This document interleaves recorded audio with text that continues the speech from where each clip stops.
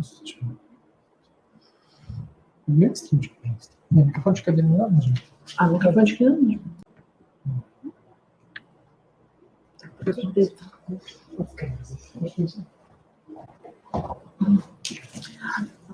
Добрый день, уважаемые коллеги. Мы начинаем республиканское методическое объединение. И повестка дня сегодня состоит из 3 вопросов. Первый вопрос – итоги работы Республиканского методического объединения учителей, педагогов, библиотекарей за 2019-2020 учебный год.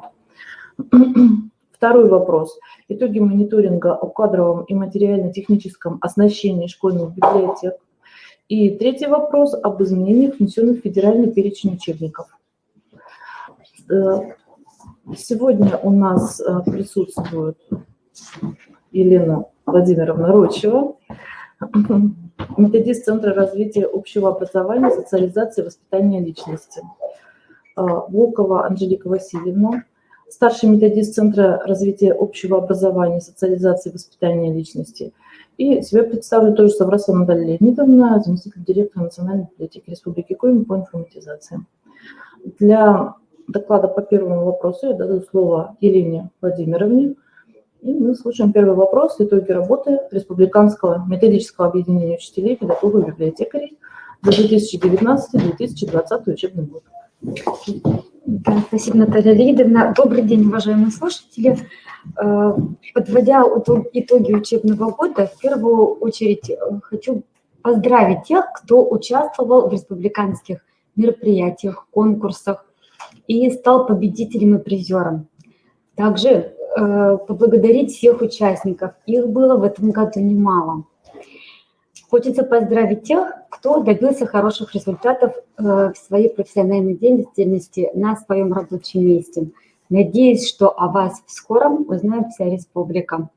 Ну, а тем, кто только начинает работать или пробовать что-то новое, удачи в следующем году.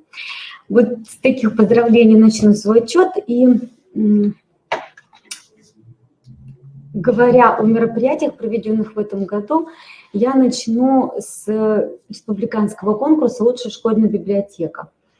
В целях поддержки и активизации работы школьных библиотек Республики Коми Министерством образования, науки и молодежной политики Республики с 29 октября по 28 ноября 2019 года был проведен республиканский конкурс «Лучшая школьная библиотека Республики Коми», где главным моментом было представление проекта. В 2 номинациях приняли участие 22 школьные библиотеки, 9 из которых получили дипломы и приз в денежной форме. Происходило награждение и поздравление победителей на торжественном очном мероприятии, которое проходило в централизованной библиотеке Сыктывкара, Министерства культуры. Это новая библиотека, позволила нам провести такое замечательное мероприятие, закрытие нашего конкурса. По итогам был проведен вебинар, где победители поделились опытом своей работы. Подробная информация находится на сайте нашего института на отдельной странице, об этом подробнее чуть позже.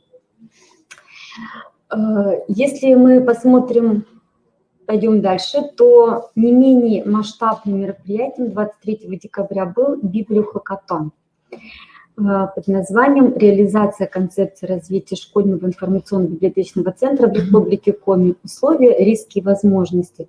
32 участника, среди которых не только сотрудники библиотек были, но и директор школы, и представители управления образования, создали модель некоего школьного информационно-библиотечного центра, учитывая при этом условия, там, где находится республика, да, отдаленность, кто рядом находится, и свои возможности своей школьной библиотеки. Но, учитывая риски и возможности, малый школьный библиотек может иметь статус центра. После знакомства с опытом работы библиотек другого региона, у которых, в принципе, такие похожие проблемы, как и у нас, пришли к тому, что создание сети школьных библиотек одного муниципалитета – это будет лучшим вариантом взаимодействия между школьными библиотеками, а также обмен опытом между самими сотрудниками одного муниципалитета. Вторая половина была посвящена мастер-классам от ведущих библиотекарей Министерства культуры и наших школьных библиотек. Видеоматериалы можно будет посмотреть также на сайте КРИРО, об этом опять позже. В конце своего выступления, отчета, я вам покажу сайт нашего института, где можно найти всю эту подробную информацию. Вот по поводу библиохакатона я хотела бы спросить у Натальи Леонидовны, да, какие впечатления у вас остались после этого мероприятия? Наталья Леонидовна была у нас как представитель Национальной библиотеки, как наш партнер, вот, присутствовала тоже на этом мероприятии. Что вы можете сказать? Надо такое, не надо проводить? Надо, в смысле, хакатон или вот такой информационный центр? Глобальное мероприятие, на котором станет, в принципе, понятнее всем, что надо делать согласно концепции развития. Нет, ну, конечно же, такие мероприятия, они очень важны, очень полезны, потому что на них как раз выявляются проблемы, с которыми сталкиваются библиотеки при создании информационных центров, ну вот тема прошедшего хакатона, да, например, потому что дело это для школьных библиотек новое. Публичные библиотеки уже накопили некий опыт вот в такой работы, взаимодействия там с читателями, да, когда мы не просто выдаем книги, а проводим массовые мероприятия, проводим большую работу по вовлечению в чтение, да, про популяризацию чтения. Для школьных библиотек это совершенно новое дело, да, насколько я понимаю. И, конечно, начинать новое всегда очень трудно. И со сложностями мы сталкиваемся очень похожими. И, конечно же, на таких мероприятиях пути решения находятся, какие-то новые идеи находятся.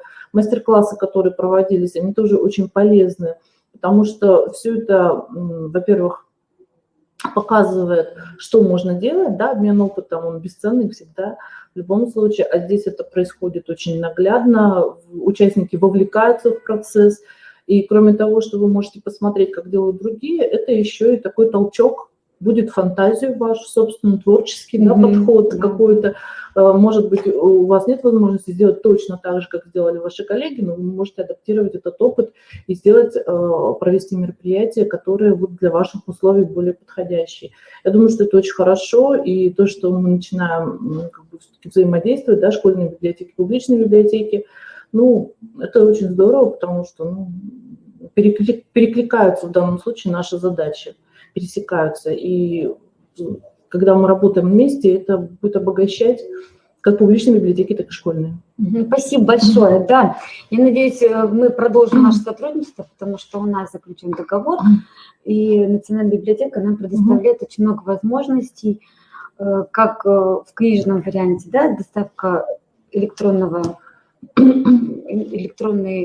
продукции, так и практики, да, которые мы сказали. Ну, как бы у нас много возможностей, которые мы можем предоставлять библиотекам. Это и электронная доставка, это и выездные выставки, то есть это реальные книги, которые можно вывозить и выдавать учителям, например, да, ну вот, и какие-то совместные мероприятия, которые мы могли бы проводить.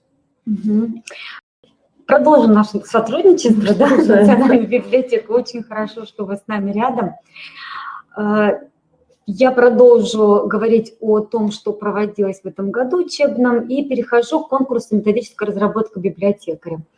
2020 год был объявлен годом памяти и славы, и в марте сотрудникам библиотек предложили принять участие в конкурсе методических разработок к знаменательной дате 9 мая. По трем номинациям, вернее, это методические разработки для обучающихся 1-4 классов, 5-8 классов и сценарий мероприятий. В конкурсе приняли участие 21 работа из 11 муниципальных образований. Посмотрите, пожалуйста, на таблицу, которая представлена на экране. Количество призеров-победителей распределилось вот таким образом, что победитель был один, а призеров получилось больше, потому что работы на самом деле того стоили. Очень хорошие работы. Их тоже можно будет посмотреть, найти, изучить и воспользоваться на сайте нашего института. Если вы обратите внимание на фамилии участников, то они вам встретятся еще не раз. Об этом я тоже потом скажу.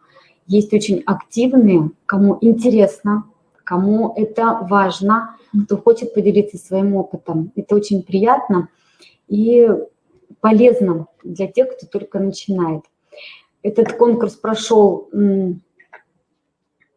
так очень активно. Почему? Потому что даже звонки были, спрашивали, как сделать, что добавить. Очень приятно, что библиотекари, те, кому было это интересно, участвовали в этом конкурсе.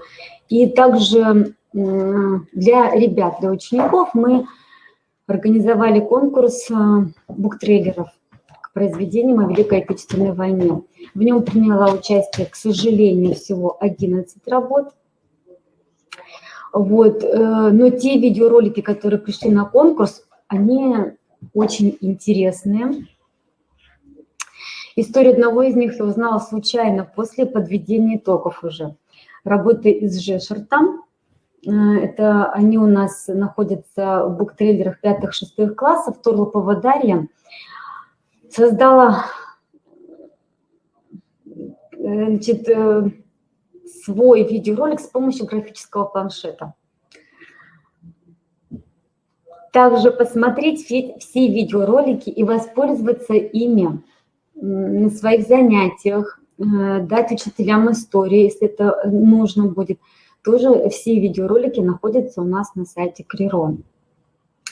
Можно я прерву? Да. Трансляции. У нас где специалист наш? У нас Трансляции, что значит? Это у нас не видно. Трансляции нет, только презентации. У нас, наверное, голос пропал. Хотя идет трансляция, да? Ну, Сейчас смотрите презентацию тогда. Зачем на нас смотреть? Если отметьте, пожалуйста, голос. Нас слышно? Нас слышно или нет? Голос, Голос есть. Все, спасибо большое. Все нормально, продолжаем. Да, мы продолжим. Значит, следующий конкурс. Значит, я вам сказала, да, что буктрейлеры можно использовать в своей работе. Мы с Натальей Леонидовной, кстати, по этому поводу мы разговаривали, когда начинали этот конкурс, готовились к нему, пойдет ли он у нас.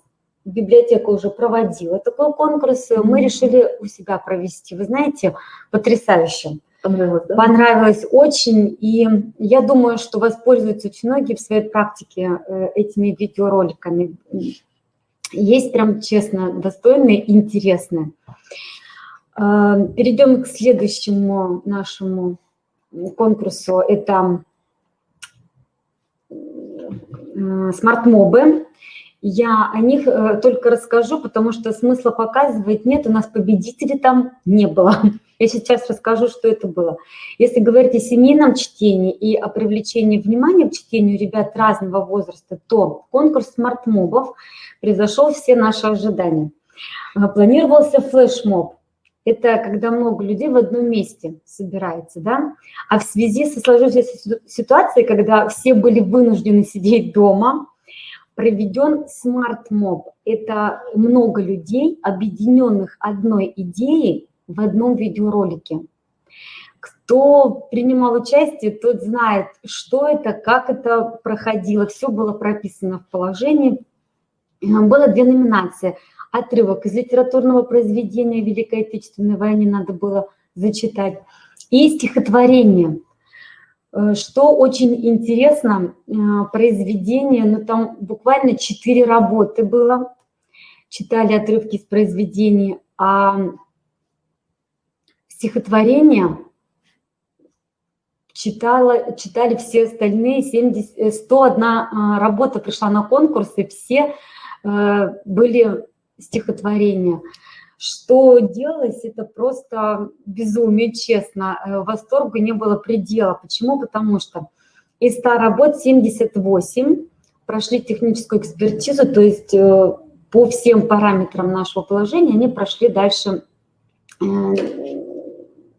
до конца конкурса, до финала. 21 работа признана в качестве победителей и призеров. Жюри компетентное не смогло удержаться. Вот. Поэтому было принято решение, что 21 работа призвана будет в качестве победителей и призеров. Есть работа, где участвуют 27 человек. Да, и такое тоже было. Это и дети, и родители, и братья с сестрами, которые очень выразительно, эмоционально читали выбранные ими произведения.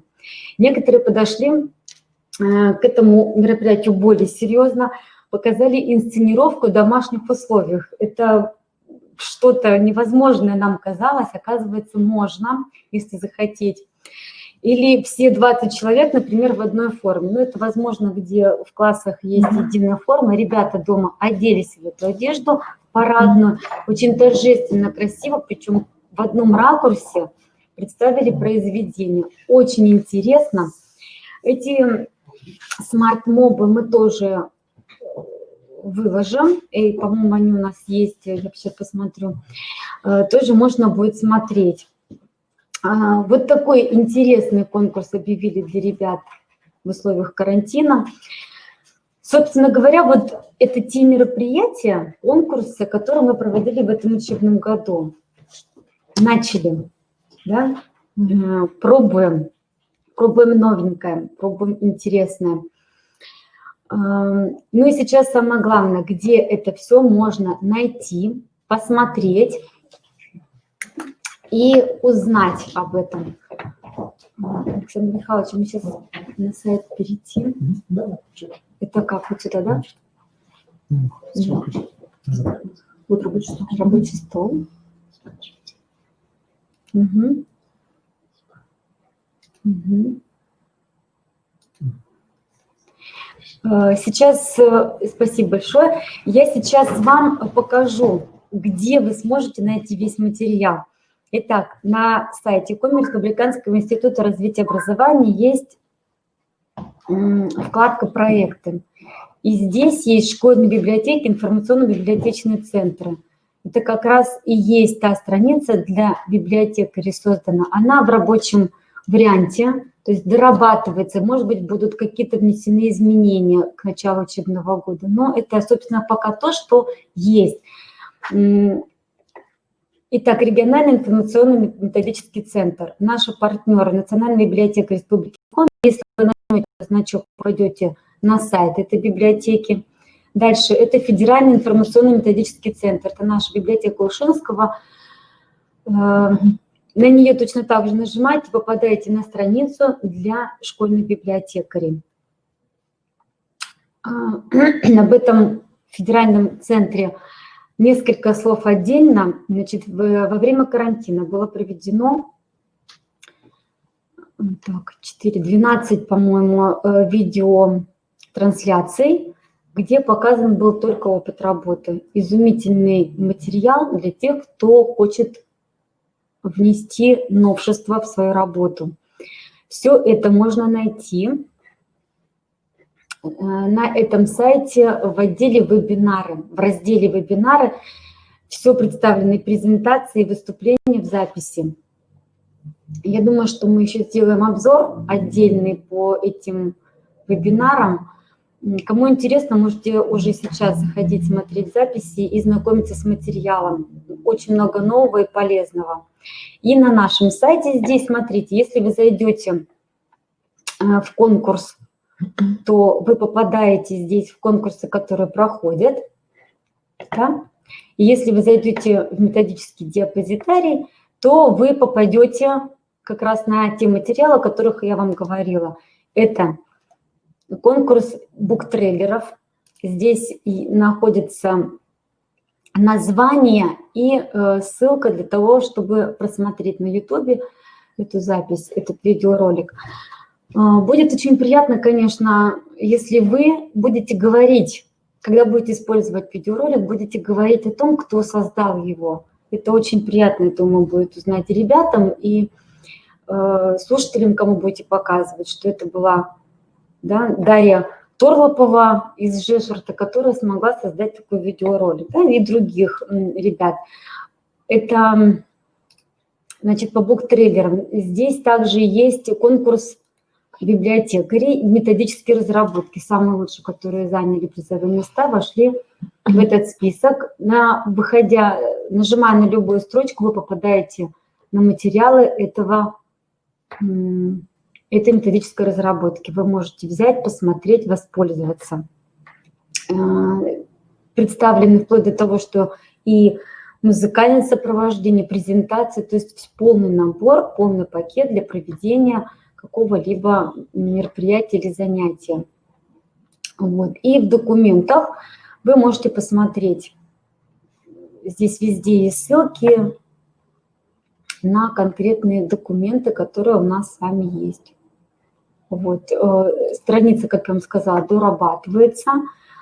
На РМО школьных библиотек у нас пока только список и положение. Далее у нас будет, сейчас скажу, значит, вкладка «Вебинары». Туда будут внесены все вебинары, которые проводили для библиотекарей по тематике, да, и у вас будет возможность быстро найти тот, который вам нужен, вебинар. Если у вас какие-то предложения есть по поводу этой страницы, мы принимаем, да, принимаем все ваши предложения, пожелания и будем пробовать сделать так, чтобы вам было удобно заходить, получать информацию от нашего института. Продолжу, заканчивая свое выступление, я хочу сказать следующее. Несколько предложений, пожеланий на следующий учебный год. Узнавайте больше нового о том, что можно делать библиотекарем. Воплощайте в жизнь, чтобы быть на одной волне с учениками. Они не такие, как мы. И если посмотреть вебинары на Ушинке от нашего федерального центра, которые проводились каждую неделю, это просто одна практика. Честно, очень много можно взять вперед к действиям уже с 1 сентября. По поводу конкурсов. Участвуйте сами, подключайте активных ребят, педагогов. Пусть узнают о них, о вас, о том, что вы умеете делать. Делитесь опытом друг с другом. И большая просьба, участвуя в конкурсах, внимательно читайте положение к нему и все приложения. Смотрите установочные вебинары, в которых подробно рассказывается о проведении конкурсов или мероприятий. Если остаются какие-то вопросы, звоните. Звоните по номеру телефона, либо пишите на электронную почту. На все вопросы будут ответы написаны, объяснение будет полное, для того, чтобы было у вас полное понимание того, что вы делаете. Почему я об этом говорю подробно? Для удобства заполнения каких-либо данных создаются у нас отдельные страницы в формате Word для скачивания. Так вот, ситуация такая абсурдная получилась у нас на республиканском конкурсе, когда не скачанный документ скачали, заполнили вручную, сфотографировали на телефон и прислали. Да, ну вот был такой момент у нас, нечитаемый материал вообще, да, заполненный от руки, это, ну, давайте говорить о том, что сейчас в данное время уже не делается, да, если мы даем вам документы отдельные для заполнения данных, пожалуйста, заполните их в вордовском варианте, это удобно, и отправьте обратно тот же документ. Мы это делаем только для того, чтобы вам было удобно, ничего не набирать, сразу заполнять. Вот. Ну, это такое пожелание, которое хотелось бы, чтобы учитывали все, участвуя в любом конкурсе, в любом каком-то мероприятии, которое проводит наш институт. Если у вас есть вопросы, можете задавать в чате. Я попробую ответить на все, которые вы мне зададите. Вот. Ну что, по первому вопросу повестки я вопросов в чате не вижу. Кроме, ну вот тут вопросы, у кого-то технические проблемы, как видно, не у всех. Ну да, вот тут было написано от нашего технического сотрудника, да, что нужно обновить страничку, если вы что-то не видите или не слышите. Обновите страничку вашего браузера. поскольку не у всех, значит, видимо, проблемы это не у нас. Значит, если у вас есть вопросы, то пишите их в чате, я имею в виду по содержанию докладов. А поскольку вопросов на настоящий момент нет, мы переходим к следующему вопросу повестки дня. Елена Владимировна продолжает. Да, Опять же, Елена Владимировна, да, второй вопрос. Итоги мониторинга о кадровом материально-техническом оснащении школьных библиотек. Да, буквально несколько слов. Документ вы также найдете на сайте нашего института. Можно найти в этой же вкладке, о которой я вам сейчас говорила. Для библиотекарей отдельная страничка для мониторинга, отдельная папка.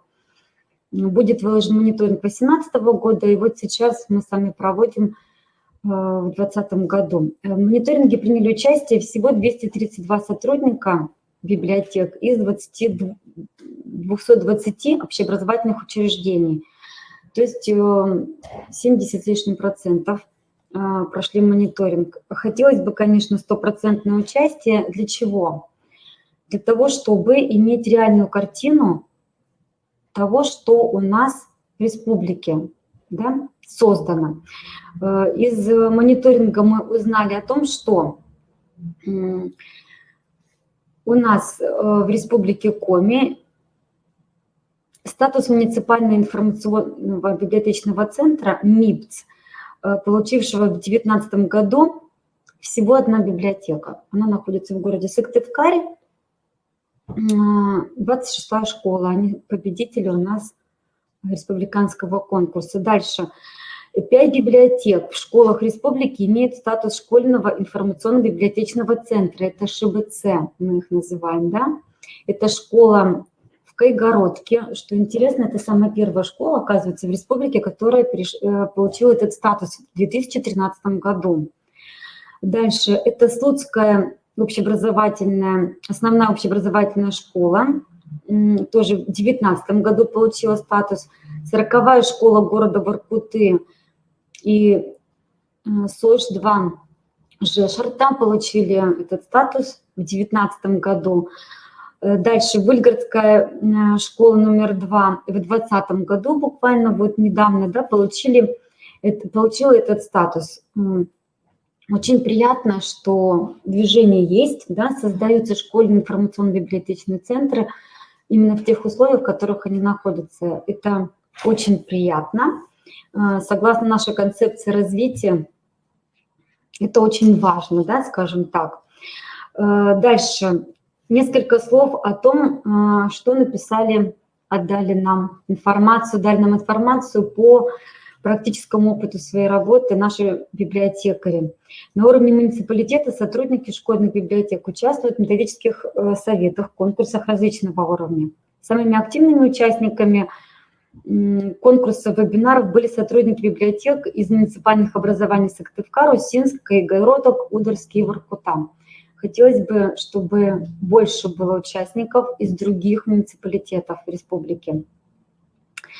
Представить свой опыт работы коллегам отметили 91 сотрудник школьных библиотек, это 39,2%. Большое количество участников. Почему об этом я сейчас говорю, и в мониторинге это отмечено. Осенью намечается большое мероприятие,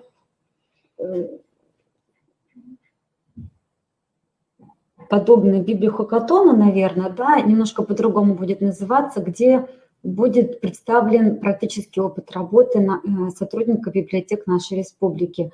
Я понимаю, что готовы поделиться многие, и опыт работы большой. Давайте сделаем так, чтобы вас узнали, не только в республике, может быть, даже и федеральный информационный центр тоже к нам присоединится, и они о нас узнают, потому что очень приятно было смотреть вебинары, где области, регионы другие работу проводят так, что вот заслушаться, засмотреться можно. И мы ведь такие же с вами. Вы это все умеете, просто надо рассказать об этом, да? Вот. Значит, смотрите, практическими разработками по улучшению, оптимизации работы школьного библиотекаря, а также разработки, введения и учета работы, создание каталога электронно-образовательных ресурсов занимаются более 3% библиотекарей. Это замечательно, что вы готовы поделиться опытом. Дальше. Методические разработки библиотечных уроков, сценарий по проведению игр и массовых мероприятий для всех возрастных категорий обучающихся имеются у каждого второго сотрудника. Дальше. Проведение мастер-классов по составлению тематических презентаций в программе PowerPoint и небольших слайд-шоу в программе MovieMaker, наверное, да, правильно называется, а также создание виртуального музея и буктрейлеров могут оказаться полезными для всех сотрудников. А у нас, оказывается, у сотрудников библиотек есть такой опыт работы. Вот, это очень радует. И по возможности, говорю вам, осенью будем проводить такой большой семинар, где будем друг с другом показывать то, что мы умеем. И если смотреть на техническое обеспечение, то в этом году отметили доступ к сети интернет 173 общеобразовательных организаций. Это 78,6% из тех, кто принимал участие в мониторинге. Показатель увеличился на 40%. Это очень радует. Подключение к сети интернет, к сожалению, отсутствует в 58 учебных заведениях из 17 муниципалитетов. Но, что интересно, согласно документации, в 28 школах планируется подключение в 2020-2021 году. Это очень радует. Да? В отдаленных районах появится все-таки интернет у школьных библиотек отдельно. Вот. Ну и про рабочее место, если сказать библиотекаря, то в основном почти все библиотекари оснащены ноутбуком либо компьютером и имеют доступ к интернету. Вот. Тоже это радует. Ну и, конечно, есть такие, кому повезло больше. У них отдельная точка доступа, у них есть зона Wi-Fi. И у части библиотек есть даже компьютеры, ноутбуки в наличии до 5 штук. Да, у кого-то, вы скажете, не одного, а у кого-то 5, да, вот такая ситуация. Вот пополнение книжного фонда в этом году было очень большим. Поступление, я так понимаю, из Министерства образования было, финансирование. Очень радует, что вы не ждете помощи от Министерства образования, от государства, вы делаете это сами. Находите спонсоров, проводите акции. Замечательно. Как вы это делаете, как вы завлекаете, как привлекаете партнеров, тоже можно рассказать всем, чтобы они воспользовались такими идеями вашими. Вот. Полностью подробный мониторинг со всеми таблицами, со всеми данными вы сможете найти там же на сайте, на страничке после того, как он будет подписан уже руководителями. Вот если какие-то вопросы, пожалуйста, задавайте. По возможности я отвечу на любой, который вы зададите. Пока что нет вопросов. Угу. Если они вдруг появятся, да, то, я здесь, да, можно будет, конечно, да. А пока что мы переходим к третьему вопросу повестки дня. Об изменениях, внесенных в федеральный перечень учебников. Слово предоставляется Волковой Анжелике Васильевне. Добрый день, уважаемые коллеги. Мы рады приветствовать вас в Коми-Республиканском институте развития образования. И сегодня я буквально займу у вас 5 минут. Хотела напомнить о... Так, сейчас я нажму.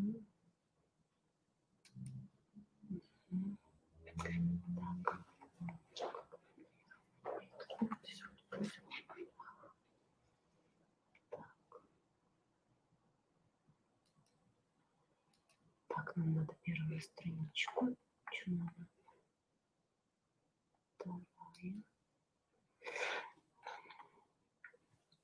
9 июня в Управление образования, а также в образовательные организации было направлено письмо Общества с ограниченной ответственностью БИНОМ, лаборатория знаний, о том, что все учебники издательства БИНОМ, лаборатория знаний, Ассоциация 21 век, развивающая обучение, сохраняет свои позиции. Однако изменения, внесенные в федеральный перечень учебников, связаны с допущенными техническими ошибками и дублированием некоторых учебников в 2 приказах. Обратите внимание, я надеюсь, что, конечно, это письмо дошло и до вас. Если нет, пожалуйста, напишите мне, я вам его отправлю, и вы уже можете ознакомить его с педагогами ваших школ. Это приказ от 28 декабря 2018 года номер 345 о федеральном перечне учебников и от 22 ноября 2019 года номер 632. Обратите внимание, все проблемы связаны с допущенными техническими ошибками и дублированием некоторых учебников. Обратите внимание, каких. Значит, ниже перечисленные учебники во избежание дублирования были исключены из приложения к приказу Минпросвещения России от 2018 года 345, поскольку повторно утверждены приказом от 22 ноября 2019 года 632 и являются включенными в действующий федеральный перечень учебников. И дальше представлен список. Это букварь в 2 частях. 1 класс Репкиной, Восторговой и Левина. Также, так, сейчас немножко поднимем. 1 класс русский язык, 2 класс русский язык в 2 частях, 3 класс русский язык в 2 частях, 4 класс русский язык в 2 частях, математика 1 класс в 2 частях, математика 2 класс, математика 3 класс, математика 4 класс. Также окружающий мир 1, 2, 3, 4 класс, технология 1, 2, 3, 4 класс. Уважаемые коллеги, пользуясь случаем, хотелось бы обратиться к вам, что вы имеете адрес наш, мой личный адрес электронный имеете, чтобы вы написали темы, которые вы бы хотели, чтобы мы вместе рассмотрели в будущем году на наших республиканских методических заседаниях.